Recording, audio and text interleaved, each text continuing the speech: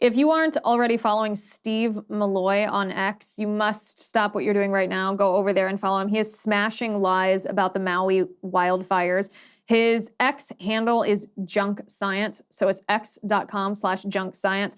We are going to walk through some of these climate change lies that are being told about the Maui wildfires and the actual facts, scientific evidence, data that debunks the political lies that are being told. Joe Biden finally responded to the horrific, the tragic, the deadly wildfires that are happening in Hawaii, on Maui right now. And he just left the beach in Delaware. He was vacationing there. And this is what he said in response to a question from a reporter about the rising death toll on Maui. Take a listen.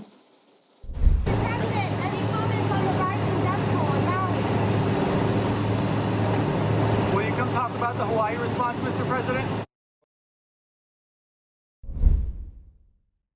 No comment, says the President of the United States. No comment.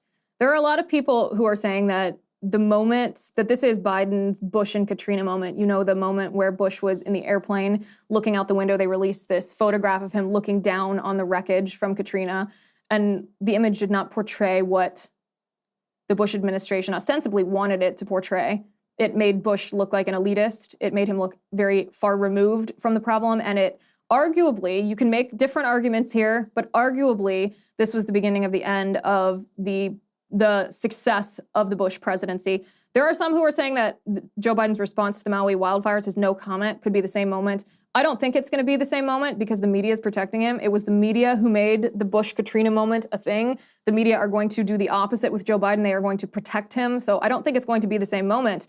However, we talked a little bit about this yesterday, but more information has come to light. We still don't know all the details about what happened with these Maui wildfires, but we are learning more each day. And what we're learning is that the Democrats are liars. We're learning that the mainstream media has no interest in the truth, and that Democrats, it's just the most despicable political tactic to use a tragedy, especially a tragedy where a large number of people are dying, including a large number of children are dying, to try to push a pre-existing political narrative. We see this sometimes when there's a mass shooting or some kind of gun violence, and the left immediately steps in and tries to push their anti-gun, anti-Second Amendment agenda. Like, people just died. Stop trying to push your tyrannical agenda on us.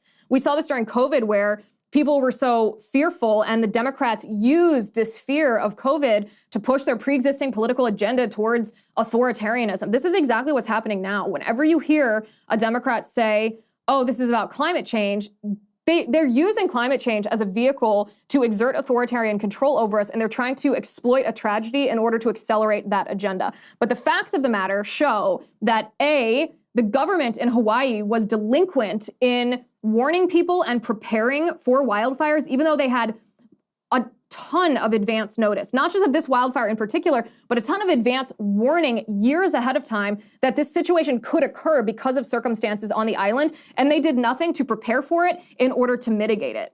It's really, really a significant point to make that the government has a role in protecting citizens. There is a contract between a government and a citizen where the citizen relies to a certain extent on the government for safety. I mean, not safety in the sense that you can rely on a police officer always to be your personal security guard, but for a society, especially a community, we do rely on the government to act with due diligence, or otherwise they should relinquish their rights over certain properties. And what I mean by that is, if we can bring this up on the screen, this is element number 3. Steve Malloy, who I mentioned before, is doing an excellent job documenting all of the failures of the government in Hawaii. There was no water in the fire hydrants. This is according to a firefighter who was on duty. No water in the fire hydrants, even though they had warning of the risk of wildfires in Hawaii. And we talked yesterday about how they didn't send out a warning. They didn't send out, the sirens didn't blare. People had no idea that this was happening. Some people until their houses were already on fire. So the emergency warning system failed, even though it had gone off twice wrongly in the 2 years prior to that. There was no water in the fire hydrants, according to firefighters on duty. And then we have this situation. This is very similar to what happened in California, where there's no brush control.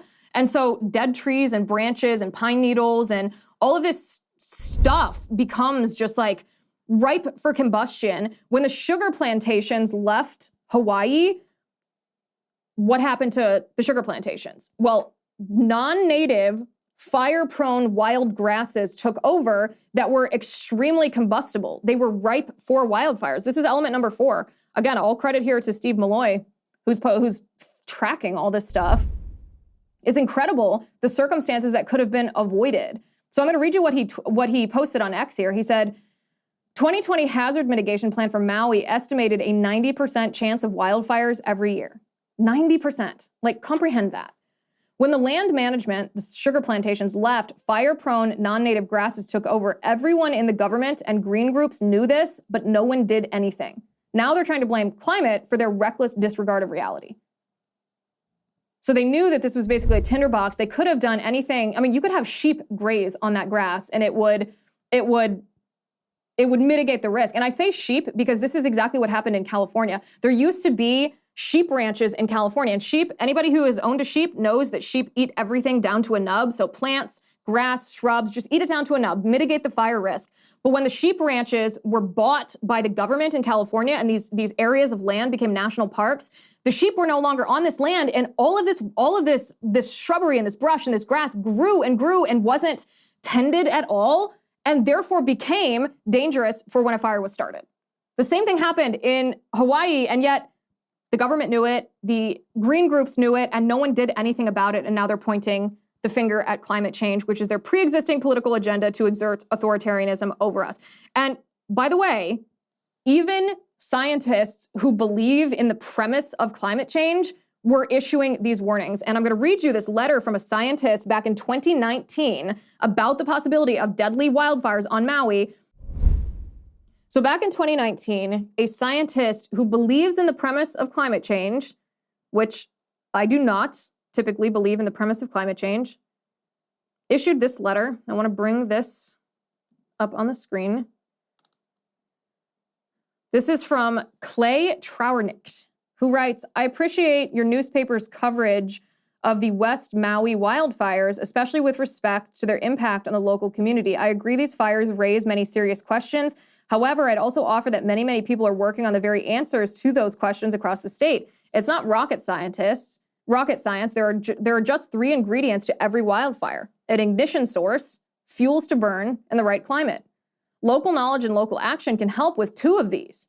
For fuels, Representative McKelvey hit it on the head in the article. Rains come, the grasses grow. Rains stop, the grasses burn, aka the grass fire cycle. Maui is now firmly in the post-plantation era, and the West Maui fires are only the most recent example of what eventually happens when large tropical grasslands go untended. But the fuels, all that grass, is the one thing that we can directly change to reduce fire risk. Fuel breaks can be expanded to slow fires and provide access for firefighters. Livestock are incredible tools to keep fire risks down. We can plant other things. Active agricultural lands, for example, don't burn, or they burn when we want them to. And restoring forest cover and riparian vegetation can limit the potential for fires to spread. Hi guys, it's Liz Wheeler. Don't forget to watch my show, The Liz Wheeler Show, every night at 7 p.m. on the First TV. You can download the free First TV app, or you can visit thefirsttv.com/Liz and start watching today.